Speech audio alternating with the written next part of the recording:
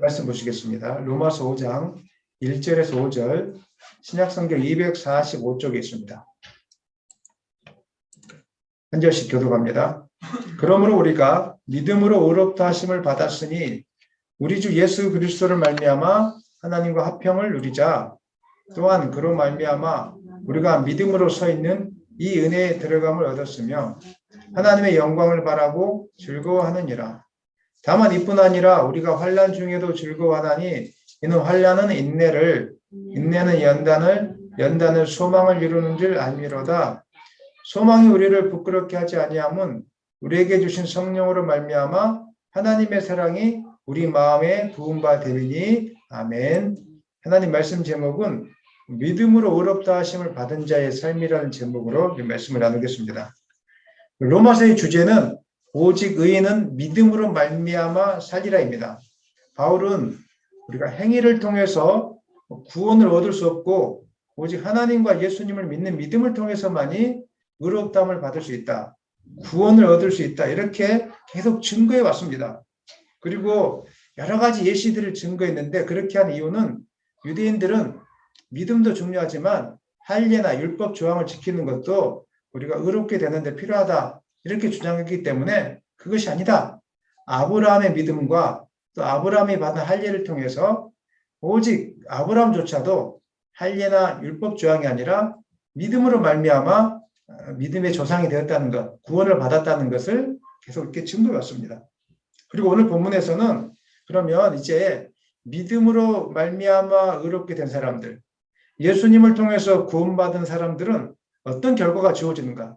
삶 속에 어떤 삶을 살아가게 되는가? 진정한 믿음으로 의롭다함을 받은 사람들의 모습은 어떤 삶을 살아가게 되는 것인가? 다 이야기할 수 없고 오늘 구체적으로 한 3가지 정도 바울이 이야기하고 있는데 먼저 믿음으로 의롭다함을 받은 사람들은 하나님과 화평을 누리는 삶을 살게 되어 있습니다. 로마서 5장 1절 말씀 읽겠습니다. 그러므로 우리가 믿음으로 의롭다 하심을 받았으니 우리 주 예수 그리스도를 말미암아 하나님과 화평을 누리자. 바울은 이제 우리가 믿음으로 말미암아 의롭게 되었으니까 우리가 가지고 있는 특권이 있다. 그게 뭐냐면 하나님과 친밀하게 사귈 수 있는 특권. 하나님과 화평을 누릴 수 있는 특권이 있다는 것을 분명하게 깨닫게 하고 이 특권을 가지고만 있지 말고 이 특권을 누리며 살아야 될 것을 이렇게 우리에게 지금 고민하고 있는 것입니다. 화평을 누리자. 다른 말로 말하면 하나님과 친밀한 관계를 누리자. 날마다 하나님과 친밀한 교제를 하자. 이렇게 지금 말하고 있는 것입니다. 태초의 사람 아담과 하와를 한번 기억해 보십시오. 에덴 동산에서 얼마나 하나님과 행복하게 살았습니까? 부모님과 자녀들이 행복하게 살았던 것처럼 하나님과 아담과 하와는 날마다 행복했습니다. 그 가운데 죄가 없었기 때문에 하나님과 친밀한 교제 속에서 고통도 없었고 아픔도 없었고 늘 그 속에 하나님과 화평의 교제가 이루어지고 있었다는 것입니다. 그런데 죄로 말미암아 하나님과 사람 사이가 갈라지게 된 것입니다. 화평이 사라지게 된 거예요. 불편하게 된 거예요. 오늘 어버이날이지 않습니까? 자녀와 부모와의 관계가 깨어지고 나면 아무리 많은 선물을 줘도 불편한 거예요. 같이 있으면 있을수록 더 불편한 관계가 유지되는 것입니다. 인간에게 죄가 들어왔을 때 사람에게 남은 것은 하나님의 진노와 심판밖에 없었습니다. 로마서 1장 18절에서 바울은 이미 그렇게 말씀했는데 다 같이 읽어보겠습니다. 로마서 1장 18절 하나님의 진노가 불의로 진리를 막는 사람들의 모든 경건하지 않음과 불의에 대하여 하늘로부터 나타나나니. 죄 아래 거하는 사람에게 있어서 하나님은 어떤 존재인가? 두려운 존재입니다. 의롭다함을 받지 못할 경우에 늘 두려운 존재로 살아가고 있어요. 하나님을 믿는데 안 믿는 사람도 마찬가지고 심판밖에 없으니까 하나님의 진노밖에 없으니까 마치 재판관과 죄인의 관계와 같은 거예요. 죄인은 재판관 앞에 서는 걸 굉장히 두려워하거든요. 어떻게 판결받을까? 이게 두려운 거예요. 죄를 지은 사람들은 지나가는 순찰차, 경찰차만 봐도 마음이 막 심장이 벌컥벌컥 뛰기 시작해요. 죄를 많이 지었기 때문에. 하나님의 진노 아래 있는 백성들은 늘 두려워요. 이 두려움을 피하기 위해서 나름대로 우상을 만들고 돈을 많이 쌓기도 하고 건강을 지키려고 노력도 하는데 아무 소용없는 것입니다. 이 두려움은 그런다고 해서 사라지는 게 아니에요. 죄로 인하여 하나님의 진노 아래 있는 인간의 결과가 이런 모습이었다는 것입니다. 그런데 예수님을 통해서 우리의 모든 죄가 속량되어졌고 하나님과 우리 사이가 화목한 관계가 되었다는 것을 믿으시기를 바랍니다. 완전하게 모든 죄가 사함을 받았고 깨끗하게 되어졌습니다. 다시 에덴 동산의 그 모습을 회복할 수 있는 회복된 특권이 우리 가운데 지금 있는 것입니다. 믿으십니까? 로마서 3장에서 이 이야기를 하고 있는데 24절로 26절 읽겠습니다. 그리스도 예수 안에 있는 속량으로 말미암아 하나님의 은혜로 값없이 의롭다 하심을 얻은 자 되었느니라. 이 예수를 하나님이 그의 피로써 믿음으로 말미암는 한목제물로 세우셨으니 이는 하나님께서 길이 참으시는 중에 전에 지은 죄를 간과하심으로 자기의 의로우심을 나타내려 하심이니 곧 이때에 자기의 의로우심을 나타내사 자기도 의로우시며 또한 예수 믿는 자를 의롭다 하려 하심이니라. 하나님이 그의 독생자를 세상에 보내셔서 하나님의 진노를 예수님께 다 담당시키셨어요. 예수님이 십자가에서 당한 고난은 그 고통은 우리가 당해야 될 진노예요. 하나님의 진노의 값이에요, 사실은. 그런데 예수님이 그 진노를 대신 우리를 위해서 담당해 주신 거예요. 진노를 다 짊어지시고 담당해 주심으로 우리의 모든 죄가 사함을 받고 하나님과 우리 사이가 이제 화목한 관계. 이전에는 우리가 하나님 앞에 함부로 나가지 못했어요.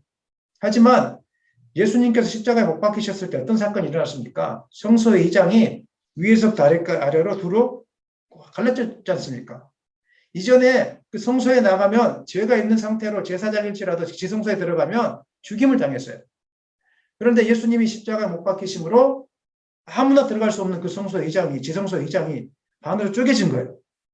그러니까 예수를 믿는 누구든지 하나님 앞에 나아가는 것은 두려움이 아니라 이제는 친밀하고 화평하고 좋은 것이 되었다는 것입니다. 믿으십니까? 진짜로 내가 예수님을 믿고 내가 예수님을 통해서 의롭다함을 받았다는 것을 확신하면 하나님이 두려운 존재가 아니라 하나님은 너무 기쁜 존재이고 하나님은 너무 영광스러운 분이시고 내가 가까이 하고 싶은 그런 사랑할 수밖에 없는 그런 분이라는 것을 우리는 깨닫게 되는 것입니다. 다윗은 하나님께로 나아가는 길을 터득한 다윗은 믿음으로 의롭다함을 받았던 다윗은 어떻게 고백합니까? 여호와는 나의 목자시니 내가 부족함이 없으리로다 이렇게 고백하고 있어요. 얼마나 기뻤겠습니까? 양을 치면서 한번 생각해 보십시오. 그 주변에는 늑대와 이리떼가 이렇게 득실거리고 있고 자기가 양을 치고 있는데 누가 도와줄 사람이 없어요. 좀 불안함이 찾아오지 않겠습니까? 여러분이 세종시에 살고 있지만 우리 집사님 권사님이 세종시에 살고 있지만 세종시를 떠나서 저 강원도 어디에 이사를 갔다고 생각해 보세요. 그 마음이 어떻겠습니까? 착잡하지 않겠어요? 아니면 내가 가보지 못한 어떤 다른 나라에 한번 가봤다고 생각해 보세요. 중국이나 일본에 갑자기 가서 살게 되었다고 생각해 보세요. 마음이 어떻겠습니까? 마음이 답답하지 않겠습니까? 그런데 하나님과 친밀한 교제를 유지했던 다윗은 나는 두렵습니다. 이렇게 고백하지 않았습니다. 여호와는 나의 목자시니 내가 부족함이 없습니다. 내가 사망의 음침한 골짜기로 지날지라도 해를 두려워하지 않을 것은 주께서 나와 함께 하시기 때문임을 믿습니다. 이런 고백을 하게 된 것입니다. 날마다 하나님과 친밀감을 회복한 사람들은 세상을 사는 것이 두렵지 않아요. 그냥 하나님이 함께 하시기 때문에 하나님을 바라보면서 소망 가운데 나가게 되는 것입니다.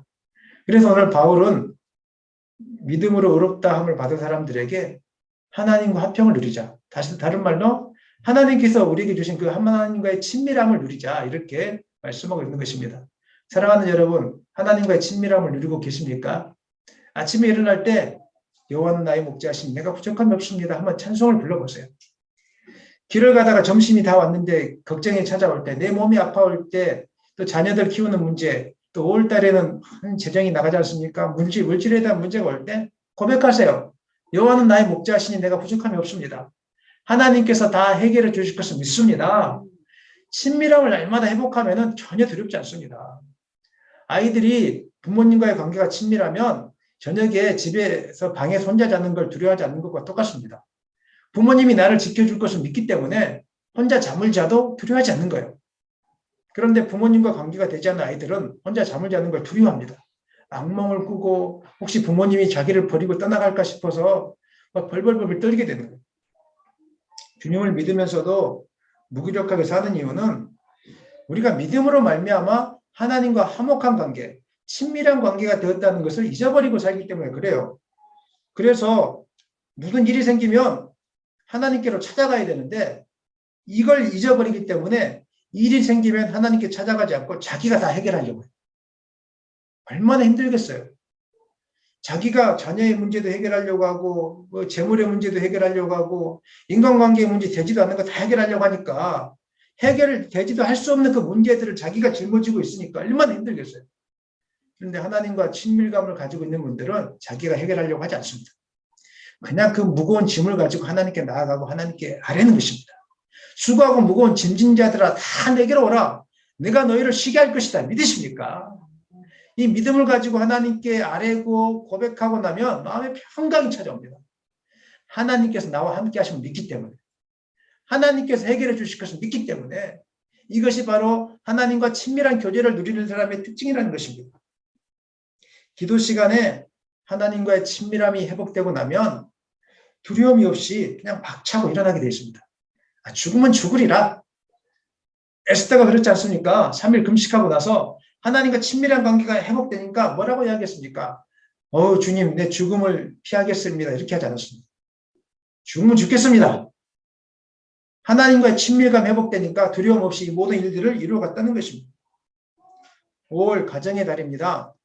많은 교회들이 행사를 하고 교육 프로그램들을 돌리기도 하고 또 가정의 달이라고 보니까 엊그제 뉴스를 보니까 이제 코로나가 끝나고 가정의 달을 맞이하니까 뭐 놀이공원에 막 사람이 인산인해가 되어서 도로고 어디고 인산인해가 되었다는 것을 제가 접했는데 그렇게 하는 것이 과연 선물을 조금 사주고 꽃을 가슴에 꽂아주고 이것이 행복한 가정이 될까?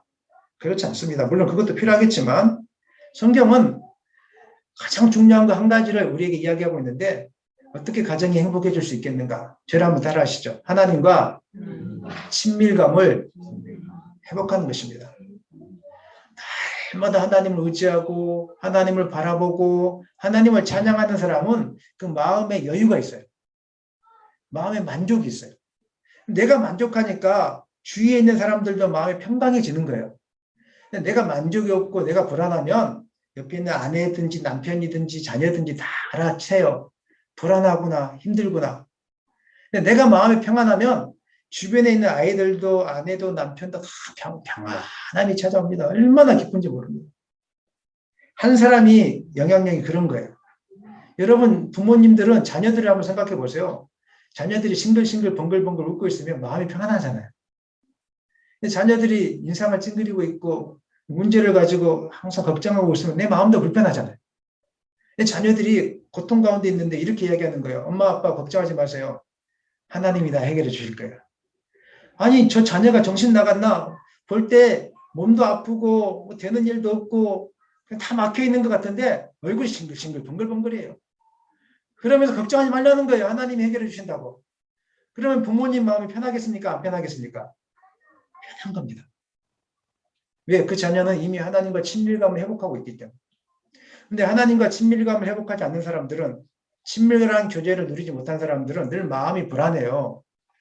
자기가 자기 짐들을 늘 가지고 해결하려고 하기 때문에 마음에 여유가 없는데 밥을 먹어도 편하겠습니까? 5월달 돈이 많이 든다고 하는데 선물 사주는 게 그렇게 편하겠냐고요. 얼굴은 마음은 편하지 않는데 그냥 어린이날이라고 해줘야 되고 어버이날이라고 해줘야 되고 스승의날이라고 해줘야 되니까 얼마나 마음 답답하겠어요. 행복하지 않아요. 그거는. 가장 가정의 달 우리가 어떻게 행복할 것인가? 물론 언어 습관도 바꿔야 됩니다. 말을 함부로 하는 것도 바꿔야 되고 또 그 다음에 또 나만을 위해서 살았던 어떤 그런 이기적인 삶도 좀 바꿔야 됩니다. 하지만 성경은 그것보다 더 중요한 것을 우리에게 말씀하고 있는데 다시 한번 따라하시죠. 하나님과 친밀함을 회복하라. 하나님과의 친밀함을 회복하면은 가정의 행복은 따라오게 돼 있어요. 아버지가 하나님과의 친밀함을 회복해 보세요. 어머니가 하나님과의 친밀함을 회복해 보세요. 자녀들이 얼마나 행복한지 몰라요. 우리 아버지가 지금 화낼 때가 됐는데 화를 안 내는 거예요.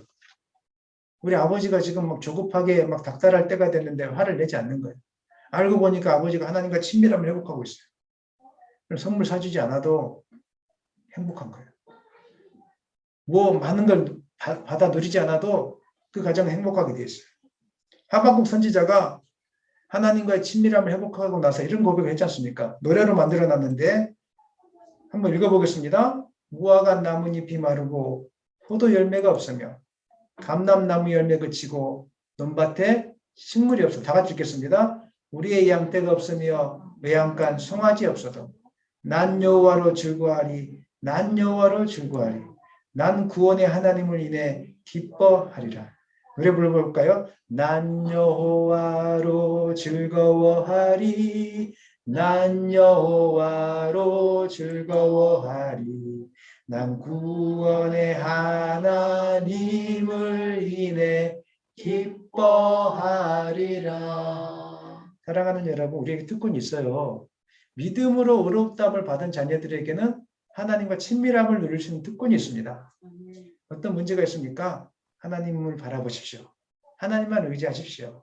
화평을 누리는 이 특권을 누리시기를 예수님의 이름으로 간절히 축원합니다. 두 번째, 믿음으로 말미암아 의롭다함을 받은 사람의 결론 혹은 그런 사람들은 어떤 삶을 사는가? 은혜에 들어감을 입는 삶, 은혜 안에 거하는 삶을 살게 되어 있습니다. 2절 말씀 읽겠습니다. 또한 그로 말미암아 우리가 믿음으로 서 있는 이 은혜에 들어감을 얻었으며 하나님의 영광을 바라고 즐거워하느니라. 은혜에 들어감을 얻었다. 이전에는 은혜 밖에 있었는데 이제는 은혜 안에 있는 사람이 되었다는 거예요. 이전에는 특권을 누리지 못하는 삶을 살았는데 이제는 하나님의 특권을, 하나님의 함께 하심의 특권을 누릴 수 있는 삶을 살게 되었다는 것입니다. 여기서 시제가 중요합니다. 은혜 안에 들어감을 얻었습니까? 아니면 얻게 될 것입니까? 얻었어요. 칭의, 이 은혜는 칭의예요. 내가 죄인임에도 불구하고 의롭다고 해주시고 구원의 은혜를 주신 거예요. 하나님 안에 거하게 해주신 거예요. 우리가 말하는 성화는 점진적으로 이루어지는 거예요. 성화는 예수님을 닮아가는 성품을 이야기하거든요. 이건 점진적인 거예요. 하지만 칭의의 은혜, 하나님 우리를 지켜주시고 보호하신 은혜는 믿음으로 우리가 예수를 믿는 그 순간 단번에 이루어진다는 사실을 기억하시기 바랍니다. 아멘입니까? 오늘 여러분 예수님을 마음속에 믿고 계십니까? 내가 믿음으로 구원받았다는 이 사실을 믿고 계십니까? 그렇다면 하나님의 은혜 안에 여러분이 있습니다. 하나님이 여러분을 지키시고 보호하십니다. 이 사실을 여러분 분명하게 믿으셔야 되는 것입니다. 우리가 이전에 죄에 거할 때가 있었습니다. 그때는 죄로 부패하고 오염되어 있어서 하나님의 은혜 안에 들어올 자격이 하나도 없었습니다. 은혜 안에 들어가고 싶었습니다. 하나님과 동행하는 축복을 누리고 싶었습니다. 영원한 생명을 얻고 싶었습니다. 하지만 죄로 말미암아 그렇게 할 수가 없었습니다. 늘 마음에 두려움과 불안함이 가득하고 삶은 원망과 불평투성이고 은혜 안에 가고 싶은데 은혜 안에 갈 수가 없었습니다. 그런데 이제는 믿음으로 의롭다함을 받은 결과로 예수로 말미암아 하나님의 은혜 안에 거할 수 있는 사람이 되었습니다. 믿으십니까? 그리스도인들은 은혜 아래 있고 법 아래 있지 않습니다. 로마서 6장 14절 말씀 읽겠습니다. 죄가 너희를 주장하리 못하리니 이는 너희가 법 아래 있지 않고 은혜 아래 있습니다. 이게 무슨 말입니까? 이전에 우리는 하나님 앞에서 반역자와 같은 존재들이었어요. 그래서 하나님은 우리를 바라보실 때 사랑스러운 자녀로 바라보신 게 아니라 율법의 잣대로 너는 지옥에 갈 사람, 너는 심판당해도 마땅한 사람, 이렇게 율법의 잣대로 우리를 계속 평가하고 바라봤단 말이에요. 근데 이제 믿음을 통해서 우리가 예수님을 영접하는 그 순간 예수를 통해서 율법의 잣대, 법 아래 있지 않고 하나님의 은혜 아래 하나님의 자녀로 여김을 받는 사람들이 되었다는 것입니다. 그래서 하나님은 우리를 바라보실 때 우리가 실수하거나 넘어질 때가 있지 않겠습니까? 그럴 때 심판받아 죽을 놈 이렇게 바라보지 않습니다. 탕자처럼 우리가 방황할지라도 너는 나의 사랑하는 자녀다. 내가 너를 사랑한다. 내가 너를 알고 있고 내가 너를 끝까지 기도하고 있고 내가 너를 지금 지켜보고 있다. 이렇게 주님은 우리를 사랑스러운 눈길로 바라보고 계신다는 것입니다. 하나님은 우리를 절대 법정에 세우지 않습니다. 아멘입니까? 하나님은 사랑의 손으로 우리를 붙잡아 주시고 사랑의 눈길로 우리를 지금도 기다려주고 계십니다. 이게 바로 은혜 아래 있는 사람의 특권입니다. 이걸 모르면 늘 불안해하고 우려합니다. 조그마한 실수 하나 하면은 아이고 내가 죄를 지어서 어떻게 한대 막 이렇게 막 불안하고 두려워요. 물론 죄에 대한 우리가 회개는 필요하고 의식은 필요하겠지만 실수한 거에 대해서 어떻게 할 거예요 이제? 그게 매이지 마십시오. 너무 완전해지려고 하지 마십시오. 우리가 어떻게 하나님 앞에서 완전해질 수 있겠습니까? 우리는 다 부족합니다. 하지만 하나님이 나를 완전하다고 인정해 주세요. 하나님이 나를 사랑해 주세요. 이걸 가지고 나가는 것이지 내가 막 완전해지려고 막 억지로 짜내다 보면 또 마음의 강박함이 찾아와요. 우리 자녀들을 법정에 세우게 된다니까요. 집에서. 왜 그랬어? 하지 말라고 했는데 왜 그랬어? 가정이 또 불안해지기 시작하는 거예요. 은혜는 우리가 요구해서 얻어지는 게 아니고 우리가 갖고 싶다고 얻어지는 게 아니라 또 우리가 자격이 된다고 해서 얻어지는 게 아닙니다. 우리는 아무 자격도 없고 요구한 적도 없는데 하나님이 우리를 사랑하사 우리가 하나님 안에 거할 수 있는 하나님의 자녀가 될 수 있는 이 은혜를 우리에게 베풀어 주셨습니다. 그래서 기독교 신앙에서 절대로 놓치지 말고 붙들어야 될 것이 있다면 그것은 바로 따라하시죠. 하나님의 은혜입니다. 다시 한번 하나님의 은혜입니다. 우리가 믿음이 약해지는 이유, 믿음이 약해져서 하나님을 원망하거나 혹은 교만해지는 이유는 다른 게 아니라 이 모든 것이 하나님의 은혜라는 이 사실을 놓치고 있기 때문에 그래요. 그래서 무엇인가 안 되면 어려움 속에 빠지면 이 은혜를 놓치고 있으면 좌절하고 또 절망합니다. 하나님이 계시다면 어떻게 나에게 이렇게 할 수 있냐고. 반대로 일이 잘 풀려지면 또 교만해서 내가 잘해서 그런 거라고 자기를 자랑합니다. 간증이라고 이야기하지만 그 속에서는 나를 높이고 싶은 그런 마음들도 조금 생길 수 있다는 것을 우리가 항상 주의해야 되는 것입니다. 근데 모든 것을 은혜라고 고백하는 사람들은 어려움이 찾아올 때 하나님만을 바라보고 두려워하지 않습니다. 실수할지라도 그것을 정죄하거나 책망하지 않습니다. 나는 하나님의 은혜 아래 있는 사람이니까. 그리고 하나님의 은혜 아래 있기 때문에 하나님만 바라보면서 환난을 속에서도 주님만을 바라보고 이겨내는 삶을 살게 되는 것입니다. 바울이 이 사실을 깨달았어요. 그래서 에베소 교회 성도들에게 절망적이고 이기적인 상황이 왔을 때 두려워하지 말 것을 당부했어요. 우리 에베소서 한번 읽어보겠습니다. 에베소서 3장 12절입니다. 우리가 그 안에서 그를 믿음으로 말미암아 담대함과 확신을 가지고 하나님께 나아감을 얻느니라. 초대교회는 하나님을 믿는다는 것이 어려웠어요. 그런 상황 속에서 우리가 하나님의 은혜 안에 있기 때문에 담대하게 확신을 가지고 살아야 될 것은 어떤 확신입니까? 들에 핀 백합화도 하나님이 먹이시는데 너희를 버릴까 보냐. 무엇을 염려하느냐. 하나님이 다 지켜주실 건데 우리는 은혜 아래 있는 백성이기 때문에 너희들이 염려하는 그런 일은 생기지 않을 건데 무엇을 그렇게 염려하느냐. 하나님이 다 지켜주실 거야. 믿으십니까? 환난 속에서도 하나님 지켜주십니다. 아멘. 아이들이 공부를 못해도 하나님 다 지켜주십니다. 여러분이 공부를 잘해서 지금까지 살아오셨습니까? 여러분이 무슨 능력이 돼서 살아오셨습니까? 하나님이 지켜주셨기 때문에 이만큼 살아온 것입니다. 저의 인생을 돌아보니까 그렇습니다. 삶에는 두려움뿐이에요. 한순간 한순간 걸을 때마다 과연 내가 이걸 할 수 있을까? 두려움뿐이에요. 3월 달에도 그런 두려움들이 많이 찾아왔었어요. 나 이걸 할 수 있을까? 근데 2개월 지나고 난 지금 시점에서 보니까 하나님의 모든 것을 다 이루어 가시더라고요. 나는 하나님의 은혜만을 기억하고 기도만 했을 뿐인데 하나님의 모든 것들을 다 이루어 가셨어요. 지금도 여러 가지 어려움들이 있지만 그냥 기도하고 맡기는 거예요. 우리 자녀들에게도 이야기해요. 기도해라. 늘 다른 이야기 하지 않습니다. 하나님의 은혜 아래 있는 백성이기 때문에 그냥 기도해라. 그리고 자녀들 금요 기도회고 나올 수 있는 대로 계속 나오고 같이 아침에도 시간 되면 같이 또 기도하고 이렇게 하지 않습니까? 물론 여러분들도 다 그렇게 하지만 많은 말보다 중요한 것은 내가 하나님의 은혜 아래 있다는 것을 아이들에게 보여주는 거예요. 그냥 기도하는 모습을 계속 보여주고 나면 아이들 언젠가는 다 기도하는 사람이 되어지는 것입니다. 물론 그것조차도 우리 뜻대로 되지 않습니다. 하나님 은혜를 구하십시오. 아멘.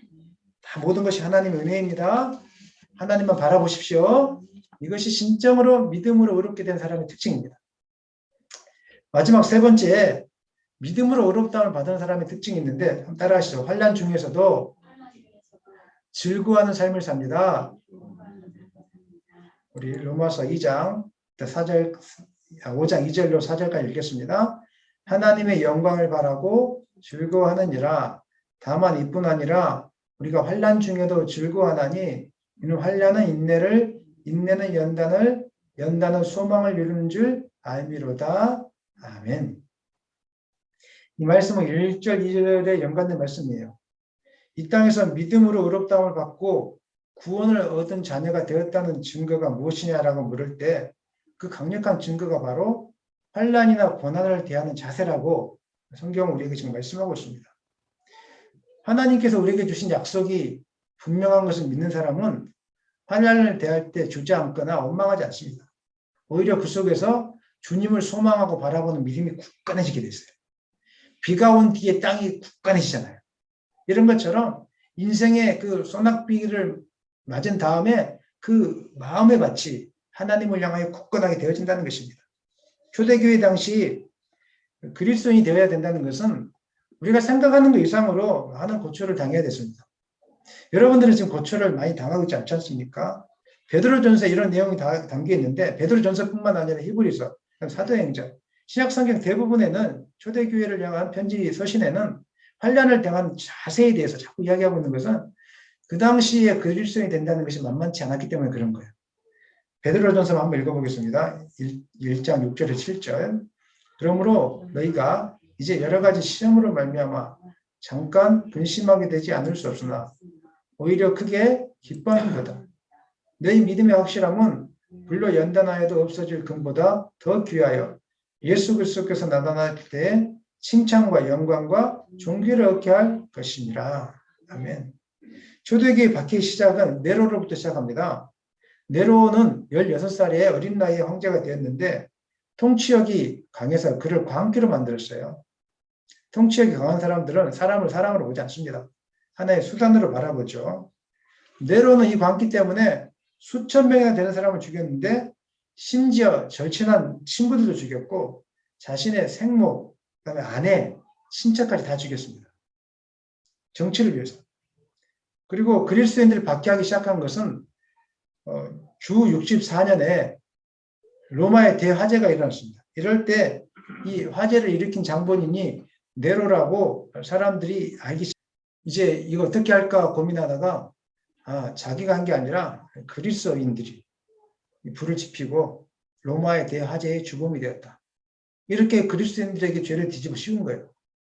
그 다음부터 로마 군사들이 그리스도인들 잡아다 문추하고 짐승의 가죽으로 씌워서 개들에게 찢김을 당하게 하고 십자가에 못 박히고 나무에 달려 화형을 당하게 만들고 그 다음에 그 시체를 저녁에 어두운 밤을 비추는 그 불로 쓰였다는 거예요. 실제 역사가 그랬어요. 이렇게 한다면 여러분 믿을 수 있겠습니까? 하나님을. 지금 이렇게 한다면 예수님 믿겠어요? 과연 몇 명이나, 저를 포함해서 몇 명이나 이런 상황이 벌어진다면 믿을 것인가? 한번 저도 고민해 보게 됩니다. 나는 과연 그렇게 할 수 있을 것인가? 주님은 이 사실을 미리 아시고 제자들에게 미리 이렇게 이야기하셨어요. 요한복음 16장 33절입니다. 이것을 너에게 이르는 것은 너희로 내 안에서 평안을 누리게 하려 함이라. 세상에서는 너희가 환난을 당하라. 담대하라. 내가 세상을 이겼노라. 주님도 말씀하셨어요. 너희는 환난을 당하게 될 것이다. 기독교 신앙과 이단과 같은 사이비 신앙의 차이점이 바로 여기 있습니다. 기독교 신앙은 예수를 말미암아 환난을 당하게 될 것이다. 고난을 당하게 될 것이다. 이것을 우리에게 교훈해 주고 있어요. 하지만 그 속에서 담대하라 이렇게 이야기해 주고 있어요. 하지만 반대로 거짓 철학이나 사이비 신앙은 환난 같은 건 없다. 너희가 환난을 피하고 싶으냐? 그러면 헌금을 많이 해라. 너희가 환난을 피하고 싶으면 40을 기도회를 해야 된다. 너희가 환난을 피하기 위해서 예수님을 믿어야 된다. 이렇게 가르쳐주고 있어요. 성경은 그렇게 교훈하고 있지 않은데. 오늘날 기독교가 타락하고 기독교가 힘을 잃어가고 있는 이유가 바로 여기 있습니다. 사이비 신앙을 전수하고 있기 때문에. 환난을 당하고 자기 십자가를 지고 나를 쫓으라고 이야기했는데 자기를 부인하고 자기 십자가를 지고 쫓으라고 이야기했는데 이야기를 쏙 빼버리고 예수 믿으면 복 받습니다. 예수 믿으면 건강해집니다. 예수 믿으면 환난을 당하지 않습니다. 그러니까 성도들이 자꾸 이런 이야기만 듣다 보니까 환난을 당할 때 와가지고 왜 목사님 나에게는 맨날 이런 일만 터집니까? 나는 하나님을 잘 믿었는데 왜 나는 이렇습니까? 근데 지금부터 하나님 안 믿으랍니다. 그러면서 떠나가게 돼 있어요. 씨 뿌린 자에 비유해 보니까 길가에 돌짝밭에 떨어진 그 씨의 비유에 보면 그렇게 나와 있어요. 환난이 찾아올 때 근심하여 떠나가게 된다. 이건 기독교 신앙이 아니에요. 예수를 믿는 목적이 개인의 평안이나 성공이나 안녕을 위한 것이라면 그 믿음은 완전히 100% 잘못된 것입니다. 만약에 목사님들 중에 그런 것들을 가르치는 분이 있다면 여러분 귀에는 달콤할지 몰라도 그거는 기독교 신앙이 아니니까 그냥 노맨 하고 그냥 떨쳐버리시길 바랍니다. 여러분 왜 주님을 믿고 따르고 있습니까? 혹여나 마음속에 어떤 괴로움이나 환난이나 고난도 당하지 않기 위해서 주님을 따르는 것이라면 오늘부터 자세를 바로 하셔야 됩니다. 저를 한번 따라 하시죠. 주님을 믿으면 반드시 환난이 찾아온다. 잘 믿을수록 시련의 강도도 커진다. 아멘입니까? 여기에 아멘을 하셔야 돼요. 내가 더 기도회를 많이, 신기한 거는 내가 더 기도회를 많이 나오면 나올수록 어려움이 더 많이 생겨요. 예배당에 안 나오면 아무 일도 안 생깁니다. 근데 예배당에 더 많이 나오면 나올수록 기도를 더 많이 하면 할수록 어려운 일을 더 많이 산더미처럼 생겨나기 시작해요. 왜 그럴까 고민한 적 있으세요? 왜 그럴까요? 우리의 씨름이 혈과 육을 상대하는 것이 아니고 보이지 않는 어둠의 세력을 상대하는 것이기 때문에 그런 것입니다. 에베소서 6장 12절 말씀 읽겠습니다. 우리의 씨름은 혈과 육을 상대하는 것이 아니요 통치자들과 권세들과 이 어둠의 세상 주관자들과 하늘에 있는 악의 영들을 상대합니다. 우리가 이 사실을 놓치고 있어요. 예수 믿으면 평안할 것이다. 물론 평안함도 찾아오죠. 마음에 담대함이 있으면, 주님을 소망하는 마음이 있으면 그 불구덩이 속에서 또 사자굴의 다니엘처럼 담대함을 소유하게 됩니다. 하지만 예수 믿는 목적이 잘못되신 분들은, 영적인 싸움이 있다는 것을 모르신 분들은 이 환난이 찾아오면 무너지게 되어 있습니다. 오늘날 교회들이 위기를 당하고 있는 이유는 영적인 싸움이 있다는 이 사실을 놓치고 있기 때문에, 이 영적인 싸움에 대해서 말하지 않아요. 육적인 싸움, 육적인 성공에 대해서는 수없이 이야기하지만 날마다 영적인 싸움이 있다는 거, 이거에 대해서는 잘 이야기하지 않아요. 하지만 눈을 부릅뜨고 보십시오. 여러분이 가정에서 예배하지 않으면 상상을 해보십시다. 예배하지 않을 때 여러분 가정의 주변에 사탄이 스멀스멀 기어 올라온다고 생각해 보세요. 보이지 않는 곳에 말벌들이 집을 치는 것처럼 여러분 예배하지 않을 때 그 사탄의 세력들이 말벌처럼 막 다 집을 쳐놓았다고 생각해 보세요. 한순간에 집안이 망가지는 거예요. 그런데 여러분이 예배하는 그 순간에 우리는 영적인 싸움을 하고 있구나. 이것을 깨닫고 예배하는 그 순간에 사단의 권세가 다 떠나가게 되고, 그 말벌집들 같은 거 지으려고 했던 것들이 짓지도 못하게 되고, 쓰러지는 것을 보게 된다면 우리가 어떻게 가만히 있을 수 있겠냐 이 말입니다. 그리고 그렇게 환난이 찾아오는 것에 대해서 어떻게 이렇게 두려워하고 있겠습니까? 당연한 걸 여기고, 하나님 바라보면 이길 수 있겠구나. 하나님이 이기게 하시는 거구나. 아멘입니까? 이 사실을 믿고 더 많이 예배하게 될 것이고, 더 기도하게 될 것이고, 예배 드리다가 환난이 찾아오고 어려우면은 왜 하나님이 이렇게 하십니까가 아니라, 당연하지. 나 이길 수 있어. 하나님이 이기게 해주실 거야. 더 믿고 더 단단해지고 더 강해지게 될 거라고 저는 믿습니다. 여러분이 그렇게 되기를 예수님의 이름으로 축원합니다. 믿음으로 의롭다함을 받은 사람들은 그래서 환난 속에서 더 담대해집니다. 왜냐하면 환난이 그리스도인들에게 소망을 더 굳세게 준다는 것을 깨닫고 알고 있기 때문에 그런 것입니다. 로마서 5장 3절 4절에서 바울은 이렇게 이야기하고 있지 않습니까? 다시 한번 읽겠습니다. 다만 이뿐 아니라 우리가 환난 중에도 즐거워하나니 이는 환난은 인내를, 인내는 연단은 소망을 이루는 줄을 알미로다. 우리가 환난으로 인해서 환난 중에서도 기뻐해야 되는 이유는 다른 게 아니라 이 환난이 우리로 하여금 소망을 촉진시켜 주기 때문에. 무슨 말인가? 환란이 오기 전에는 우리가 땅의 것만 바라보고 위의 것을 바라보지 않습니다. 환란이 찾아오지 않으면 이 땅의 것을 더 많이 얻고 더 많이 누리려고 하는 데만 목적을 갖고 있습니다. 세종시에 살면서 여러분 어떤 데 목적을 갖고 있습니까? 환란이 찾아오기 전에는 그 부동산일 거예요. 세종시는 부동산이 많이 오르니까 누구 아파트가 어디 아파트가 더 많이 올라가는가 이게 관심이에요. 우리 관심. 그 다음에 어떤 땅이 가장 더 투자할 것인가 또 아니면 우리 자녀들 어떻게 좋은 대학에 보낼 것인가. 그런데 환란이 찾아오고 모든 경제 위기가 찾아와서 다 무너지기 시작하고 아파트 값이 내려가기 시작하고 그 다음에 우리 가정에 막 병이 생기기 시작하고 어려움이 생기고 나면 그분들에게 돈이 무슨 소용이 있으며 그분들에게 이 땅의 것들이 무슨 소용이 있겠습니까? 저는 최근에도 선교사님 한 분이 병원에서 진단을 받았는데 선교한 것도 얼마나 괴롭고 힘든 일이에요. 오지에서. 또 암이 발견됐다는 거예요. 선교사님들이 정말 힘들어요. 한국 음식을 먹다가 안 먹고 빵하고 고기 뭐 이런 거 먹다 보니까 암이 걸려요. 어제도 그 소식이 왔어요. 아유, 얼마나 안타까운지. 우리가 삶을 살다가 이 땅에 소망을 두고 뭔가 영원히 살 것처럼 이렇게 사는데 재물을 많이 축적하는데 오늘 하나님 데려가면 그게 무슨 소용이 있냐 이 말입니다. 환란이 찾아오기 전에는 이 땅의 것에만 집착해요.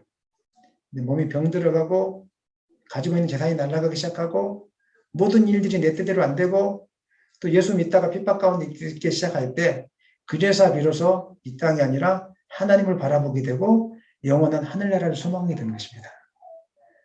이전에 우리의 목적은 이 땅에서 행복이었어요. 누가 빨리 행복하고 누가 많은 재물을 모으느냐가 목적이었어요. 빨리빨리. 그런데 환란 속에서 하늘의 소망을 두는 사람은 빨리빨리가 아니에요. 그건 하나도 중요하잖아요.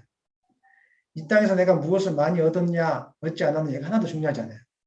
항상 이 사람의 관심은 믿음으로 의롭다함을 받은 사람, 환란 속에 있는 사람의 관심은 나는 하늘나라를 준비하고 있는가? 하나님 앞에 섰을 때 나는 과연 부끄러움을 당하지 않을 것인가? 이거에 대한 걱정과 두려움이 있어요. 그래서 자기가 갖고 있는 재물, 자기가 갖고 있는 은사, 열정들을 살아있는 동안에 최선을 다해서 하나님께 내어놓으려고 애를 쓰고 하나님 앞에 드리려고 애를 쓰는 거예요. 몇 번 잃어버렸다고 속상해하지 않아요. 하나님의 것이니까. 하나님이 다 책임질 것이다. 이렇게 생각하는 거예요. 그런 믿음이 여러분 가운데 있었으면 좋겠습니다. 그래서 환란 속에서 인내를 당해요. 인내를 배우는 거예요. 아, 내가 다 하는 게 아니구나. 하나님 것이고 하나님이 다 하는 거구나. 행복을 내가 이룰 수 있는 것은 아니구나. 하나님이 이루어주시는 거구나. 아멘 좀 하십시다. 아멘. 네. 이렇게 되는 거구나 하면서 여유가 생겨요. 우리 자녀들 이 땅에서 잘 먹고 잘 사는 거 이거 아무것도 중요한 게 아니구나. 좋은 대학 가는 거 이거 중요한 게 아니구나. 중요한 것은 우리 자녀들이 하나님을 만나는 거구나. 우리 자녀들이 하나님을 경험하는 거구나. 그래서 이분들 이런 부모님들의 기도 제목은 우리 아들 건강하게 해주시오가 아니에요. 하나님 우리 아들이 지금 뭐 건강을 잃었습니다. 그 속에서 하나님을 만나게 도와주십시오. 재산을 잃고 하나님을 만나는 게 축복입니다. 건강을 잃어도 그것 때문에 하나님을 만나는 게 축복입니다. 세상의 모든 것을 다 가져서 하나님을 만나지 못한다면 가장 큰 불행인 것입니다. 사랑하는 여러분, 환란 속에서 삶의 목적이 이 땅에서 행복이 아니라 주님과 동행하는 삶이라는 걸 깨달으셨으면 좋겠습니다. 날마다 이걸 깨달을 수 있다면 올 가정의 날 얼마나 행복하겠습니까? 부모님께 꽃 한 송이 달아드릴 수밖에 없는 재정밖에 없을지라도 많은 걸 대접해 주지 않을지라도 내가 하나님만을 바라볼 수 있는 믿음이 있다면 그것을 인하여 얼마나 기뻐하겠습니까? 말씀을 마무리하겠습니다. 말씀을 통해서 믿음으로 의롭다함을 받은 사람들의 모습이 삶 속에서 어떻게 나타나는지 우리가 살펴보았습니다. 첫 번째는 하나님과 화평을 이룹니다. 친밀한 관계를 이룹니다.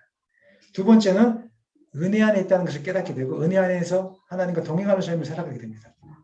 세 번째는 환난을 당연하게 여기고 환난 속에서 소망이 굳건해지는 것입니다. 사랑하는 여러분, 여러분에게 생명의 면류관이 있습니다. 하나님이 있습니다. 이 사실을 깨닫고 삶 속에서 하나님의 자녀로서의 언제나 믿음을 소유하는 여러분 되시기를 예수님의 이름으로 간절히 축원합니다.